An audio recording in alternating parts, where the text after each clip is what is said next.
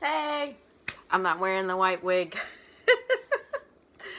That was for fun times.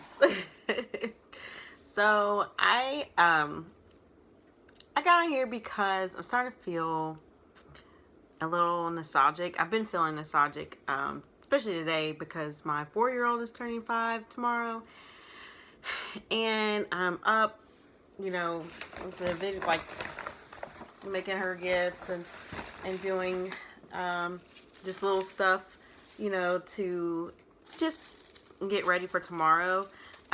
Me and her dad are doing, a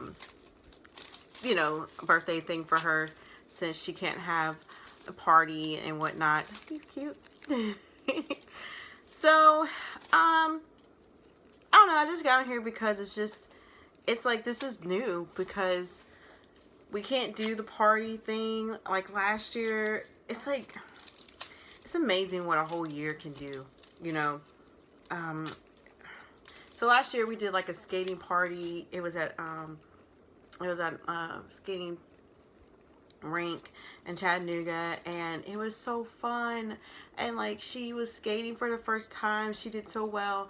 Her sister, 2 years old, skating. It was so fun. And their dad was, he came, and it was like, it was one of those things where it was one of the first times that we actually worked together as a team, as a unit. And it was really cool because even though I was like feeling some kind of way at first, he helped the situation because he had her that week for her birthday, and so he brought her and everything. I mean, I did all of the planning, of course, but he did, he brought them on time and everything, and he was really helpful. And so that really helped me because I think it was one of those things where if he wasn't there, it would have been so weird and awkward, I think, for me, and I think for Daria too. So that's one of those things that I was just, I was glad that he did come out. So tomorrow we don't have a choice to be together. And I thought it was interesting because I don't know, it's one of those things where we have to work together again. We talked about it today. He actually got her a bike, and so because she's been wanting a bike, and so he's actually putting it together tonight and stuff. So like, that was cool because she's been really wanting a bike, and so he got all of that stuff taken care of. So that was really cool. And he's making the cake. He promised her that he would bake her one of his famous caramel cakes, which are actually pretty good. And so that's cool. I actually got a backup plan. I actually bought some cupcakes just in case that doesn't happen. So, you know what I'm saying? Like, I'm not dumb. Just like, I've known him a long time. But he won't, because I said that I had bought backup cupcakes, he's gonna make sure that it comes to, like, it comes true, like it happens. So there's gonna be no way that he's not going to make this cake. It's going to kill him to, to make sure that he does. So, which is really funny thinking about it. And put together a bike because he had to wait till I got the girls to, get all that stuff together. So today I put up some stars, like the glow-in-the-dark stars, on their ceiling in the girls' room, and it just came to me. It was like, I remember they always talk about it's so dark in their room, and there's night lights and everything. Sometimes it's just them wanting me to stay in there longer, but I remember growing up with those glow-in-the-dark stars, and I would stare at them like all night. Like, I would, like, it felt like I was looking in outer space. It was weird. It's like I would start seeing like the Little Dipper, and it's like my imagination would go wild, and it would eventually cause me to fall asleep. And so I was like, I don't know why I didn't think of it sooner. So as you can only imagine, these are as small as they get. but they have like, you know, another size bigger, another size bigger, and me sticking these things on their ceiling, and there was so many of them. I think it was like 200 of them, and so I like made like the you know, I formed the letter D above her bed, so when she looks up, she can see her, you know, her initial, and then I did the same thing above Ella's bed. So it was like, it was fun doing it, you know what I'm saying? And so when they came in, they saw the stars on the ceiling, because you can still see them even though they're glow in the dark, of course. And so they were like, oh my gosh. And so when we turned the lights off, like, they were like, oh my gosh, that is so pretty. Like, they were just like, they had never seen, it looked so good. I'm not gonna lie, like, it looked really good in there. And Daria said, she gave me a big hug. She was like, thank you, Mommy. She said, you know, that was really sweet. And so, like, it took so much to not bust out crying, because last week I was just like feeling down about like my parenting skills, you know. There are days where you feel like you just I felt like I took a big L, you know, with Ella and potty training and stuff. That was loud. I have a bin right here. But Ella finally got it with the potty training. Her dad actually worked with her, which was shocking, because I would try to catch him. I would like call various times, and I was like, because I brought her potty chair from my mom's, because at the end of the day, that was the problem. She really liked the potty seat that was at my mom's house. It was like, it's like a little toilet. It's like a mini toilet. It looks just like an adult one. And she loves it because you can flush it and it makes a flushing sound. And, you know, it's like, kids are like, yay. She loved that thing. And like, when I took her to my mom's, she was fine. She used the potty. And so like, I had to bring it over to his house, or his apartment. And like that whole week, she probably had one accident or whatever. So, you know, and like even here, she was fine. So I'm like, it was that darn. It was like, and it was so simple, something so simple.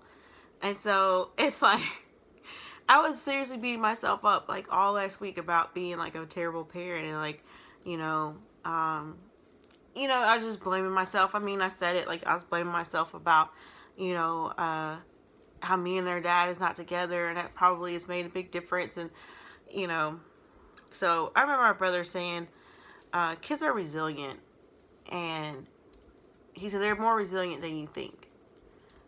And so, and it really made me feel better about things when he said that to me, because it was just like, you question so many decisions that you make, of course. And obviously, you know, with the separation and stuff, it's like, that was a huge decision. And it's been 2 years since we've been separated, so they're used to it, you know. Like when we drop them off, like they're on their iPads. My youngest, you know, she's like, can we go now? She ready to go. And so it's crazy, because like it's a part of their lives now. They're just used to it. And so, but tomorrow, like, their dad's coming to grill and to bring, you know, the rest of the stuff. I feel terrible because I forgot to get a card. You know, it's just like stuff. It's just so many things. I went to the Dollar Tree and, you know, got like party items, because I don't know, like, it just feels like so weird with like COVID and everything, being there, because being around, because you can't do anything. You can't have a whole bunch of people, and like people are doing like caravans and stuff. So my sister's going to come and just drive by tomorrow afternoon, you know, so that'll be cool. So I'm making like candy bags. I got like this is what I love about Dollar Tree. You can get so many things for like $20, you know. So like, remember like the candy bracelets? These are candy bracelets. Oh, I'm gonna be tearing those up. And then like these are blow pops, and okay, this is partly my fault, but because I love Tootsie Rolls. So it's just like I'm just gonna put these in like Dum Dums, like old school candy. I actually have like bubble gum, but I was like, that's not a good idea because I don't want bubble gum in my carpet. But I'm gonna, put these in, to these little baggies and stuff, and use a little string, bow stuff. So when my sister brings her kids, then they'll have like, you know, their little grab bags or something. So it'll feel like a quasi birthday party, and maybe send them with a cupcake or whatever. And then like they'll wear one of these things. I love this. This is so cute. They're like little butterfly wings. And so Daria and Ella are gonna wear it tomorrow. I'm excited. So yeah, so I got like all this stuff just to help make things just feel normal, as I say. As I say normal. I don't know, because it's just like, I want them, you can only do so much, to try to make things normal or appear normal for kids. And so like, this is just the best way I know how, and just by like decorating and putting up stuff like these things. I don't even know what these, oh, they're pom-pom things, yeah. So just trying to make the best of things, under their circumstances, and making just making, what do they call it, lemonade out of lemons. And so that's kind of what I have to do, because it's just like, if I don't try to think positive, I'll really get depressed about it. And actually, one of my new friends I made, Empress, hey girl, hey, she was telling me, maybe you should think about, going back and talking to your counselor and stuff. And so I was telling her that that is such a good idea, just because, like, quarantine really didn't start getting to me until like really last week. It's just like, you got so much time to yourself thinking about things, and especially when you're by yourself, your mind just goes and goes and goes. And I just hate that, because I think so much, and it starts getting negative, and it starts getting depressive and stuff. And so that's what I'm gonna do, because it'll make me feel a lot better if I have someone to talk to help me kind of gather my thoughts and kind of organize them and things like that. So that'll be good. But we can count our blessings. So we found out that my aunt in Boston and my cousins, my uncle had it first, had COVID. There you have it. My aunt is tested positive for COVID.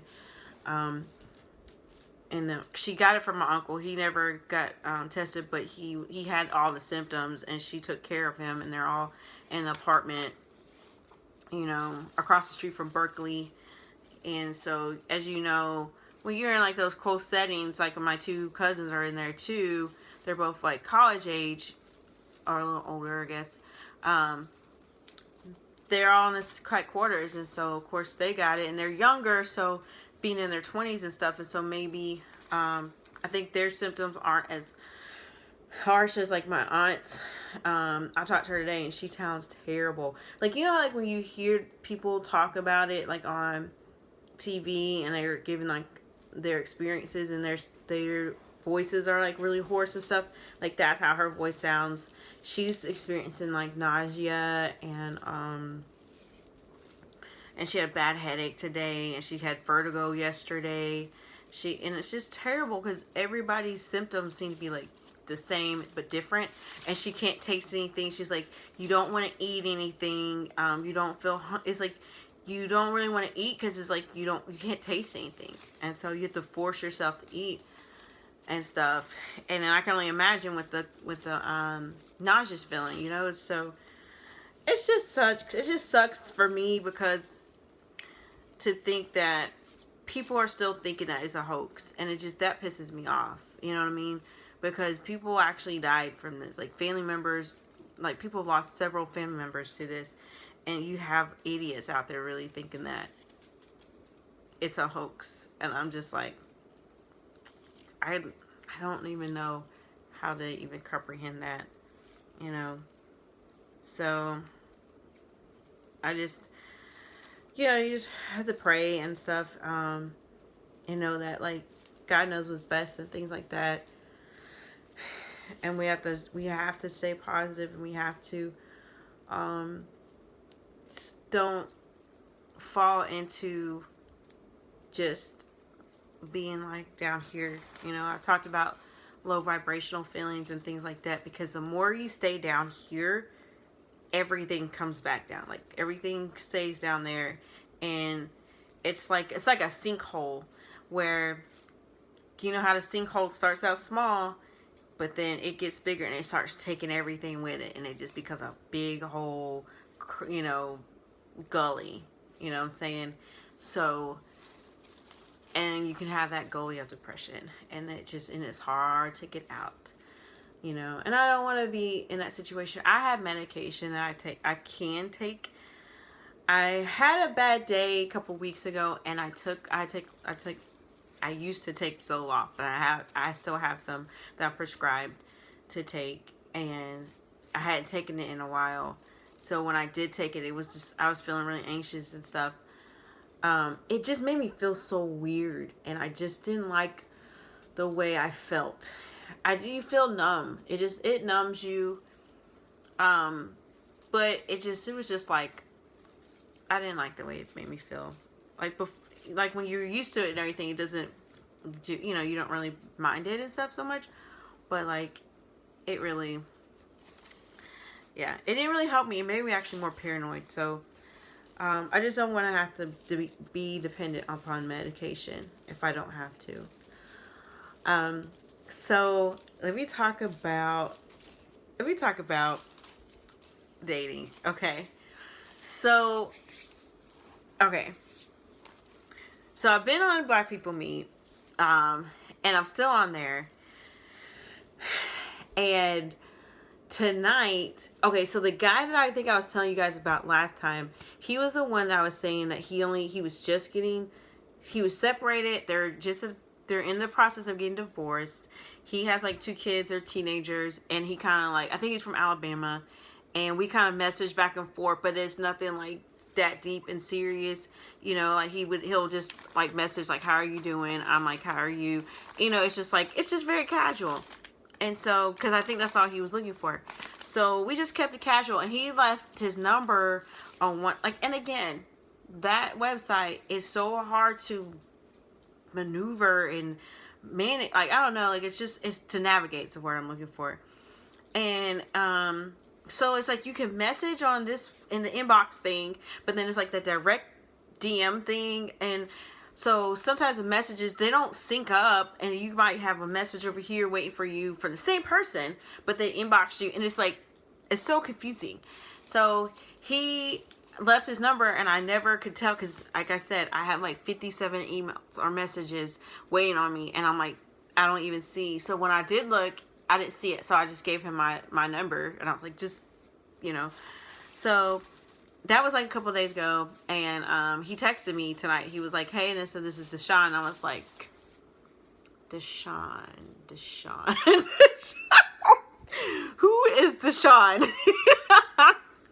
Because it's like, you talk to a lot of people, and that's the other thing about it, is when you talk to a couple people and they all start meshing together, and you mix up their stories, and you're like, okay, wait a minute, were you the person that was, the one with this many kids, or this kid's, and it's like, no, that's not me. And I'm like, crap.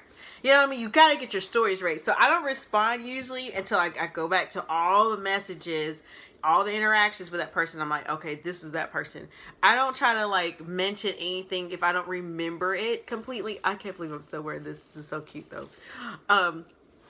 I still, like, I'll have to go back to those messages, because if I don't, I'm just gonna like, I'm gonna mess it up. Because I think even with like the older guy, I can't remember if I thought he was like a Scorpio or like a Libra, or no, I thought he was a Taurus or something like that. And he was like, no, I'm a Scorpio. But it was like somebody else, and it was like,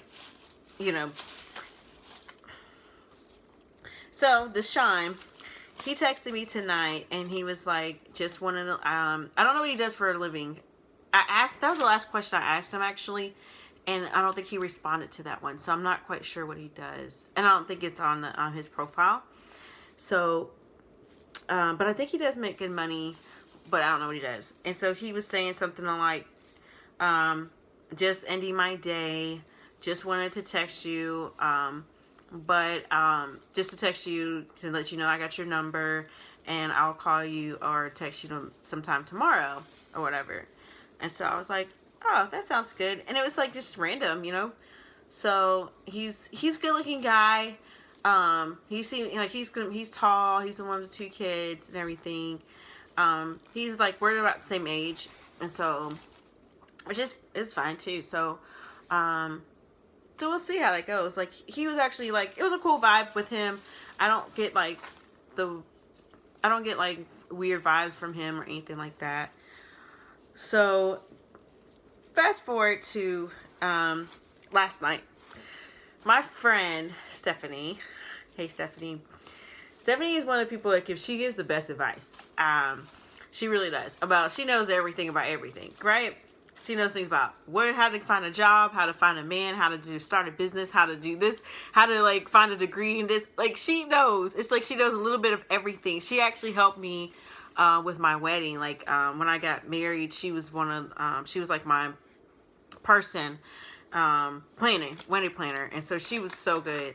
Like, she can do so many. She's good at so many things. I don't think she realizes that. So, she was telling me about like this, I was telling her about the dating life, and I'm like, ugh, girl.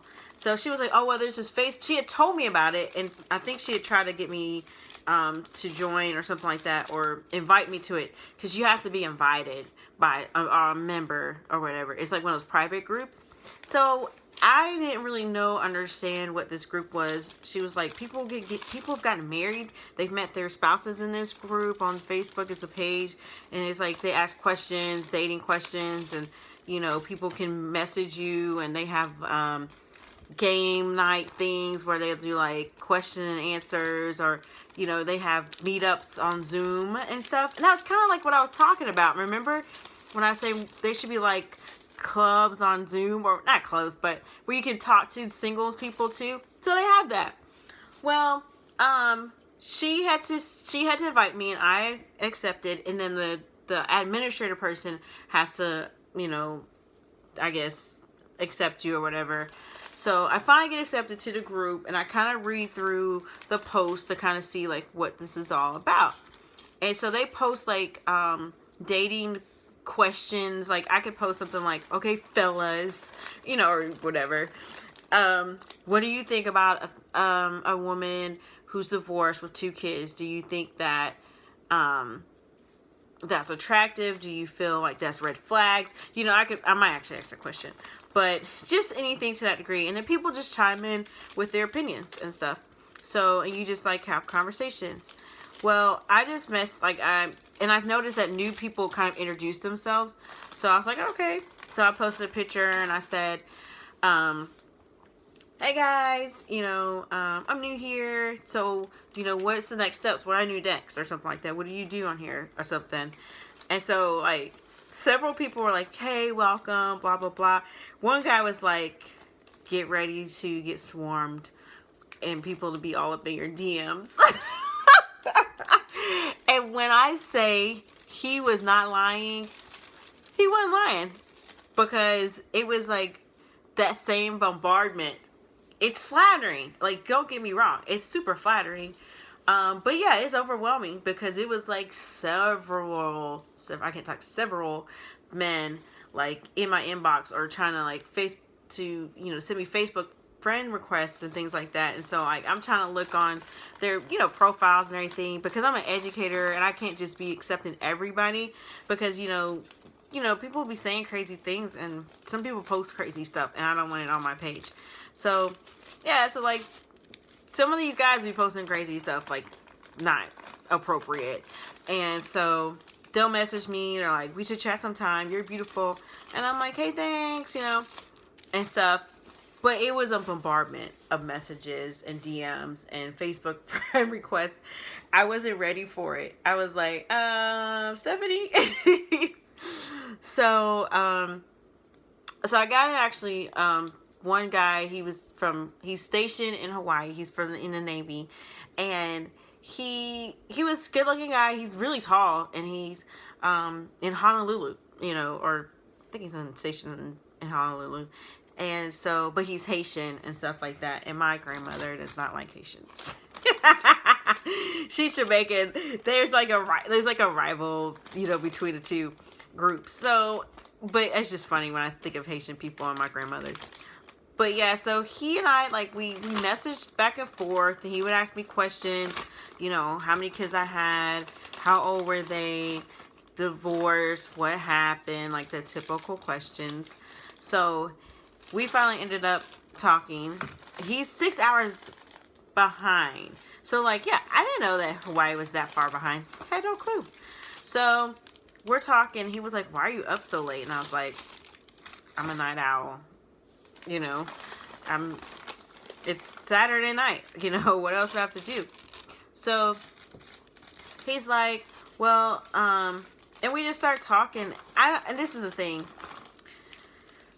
We get into conversation. I don't always like getting into conversations about what happened between me and my ex, because guys tend to, I don't know, my blow pop here.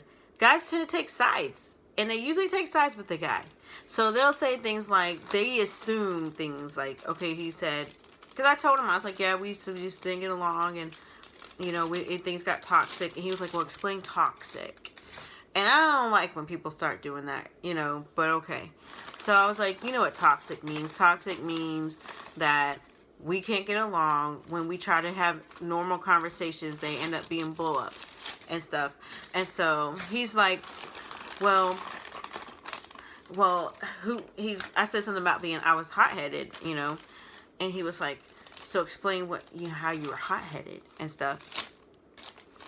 So, and I start going, and this is the thing, it was just a friendly conversation, so I was like, okay.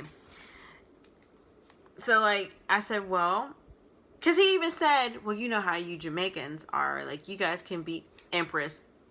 He said, meaning scissors, he said, well, you Jamaican women can be hot-headed and stuff, and I was like, dude, like, okay, this is the stuff I'm talking about.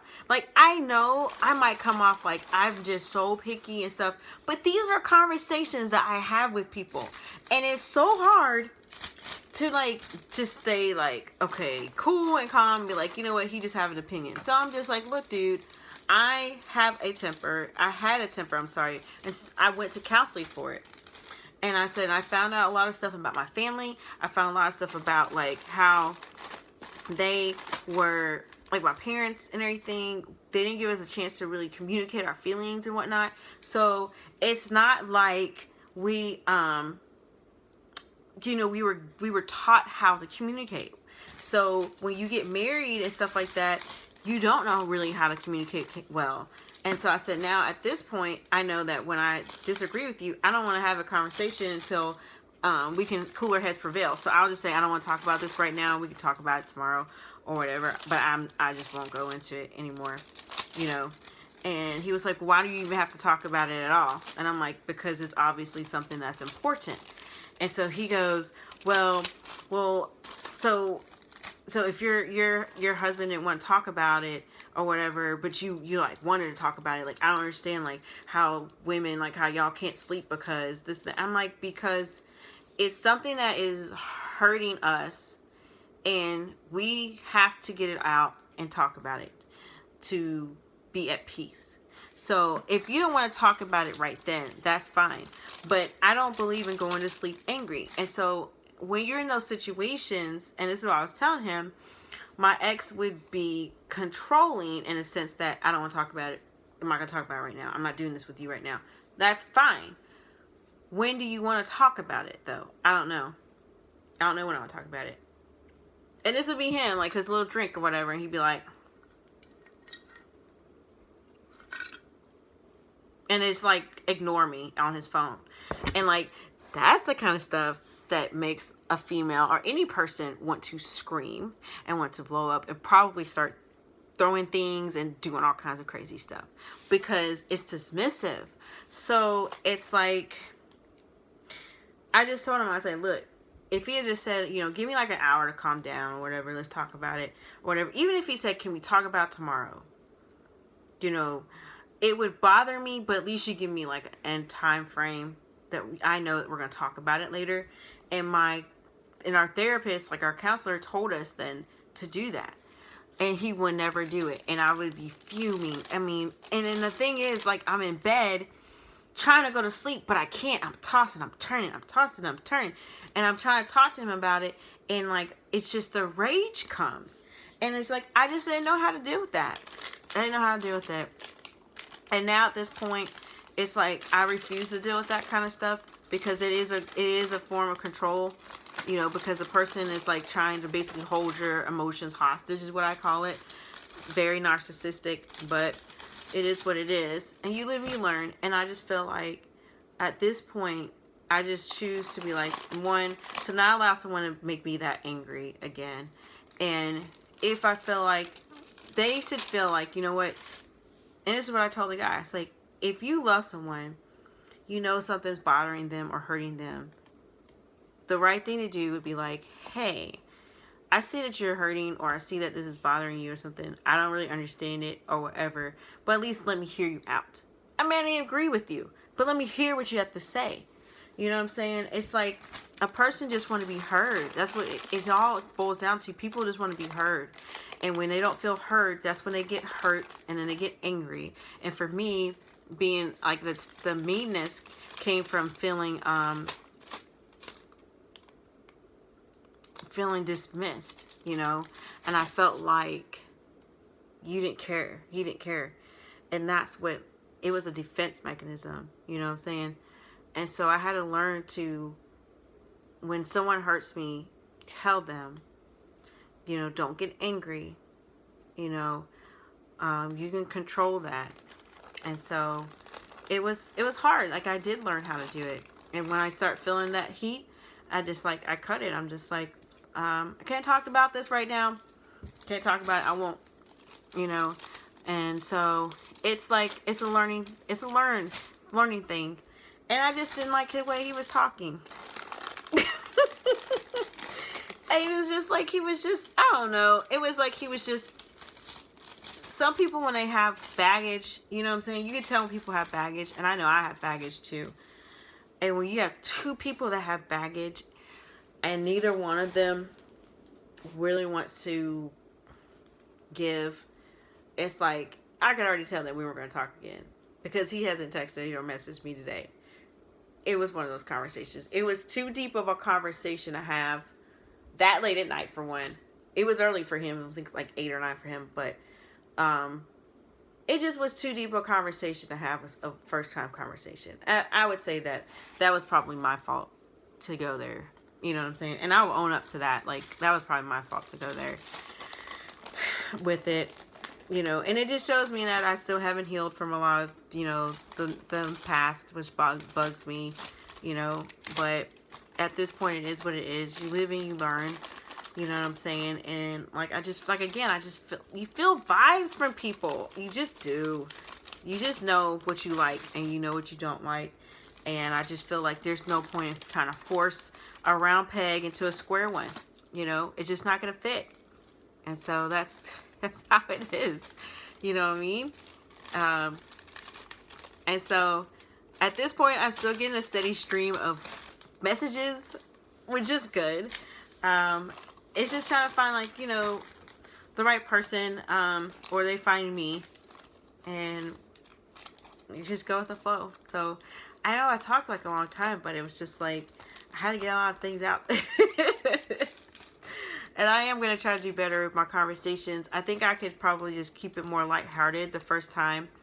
I had a female message me in the, you know, on that same page, and she's like, you're beautiful. People are going to be all up in there, but just mind your, like, some guys are just on here to hook up. So if that's not what you're trying to do, please, like, let it be known in the beginning. Like, they'll want to have like sexual conversations and stuff, and I'm like, oh no, I'm not trying to do that, no. And so yeah, so she was like, just FYI, because she had been on there for a minute, but she said you can meet some really, you know, like, cool guys. She was saying for her it was just they were long distance, and that's because it's national, you know what I mean? So because like there are people from Texas messaging me, from New York, and so I'm like, you know, so yeah, so I mean at this point we can't even really travel anywhere, so you know, it is what it is, and we'll see what happens. So that would be another conversation to have, and we'll see how it goes tomorrow with the ex and the birthday party. I'll let you know all about it. And so, but yeah, I was stopping there, and yeah, stay safe, stay inside, peace.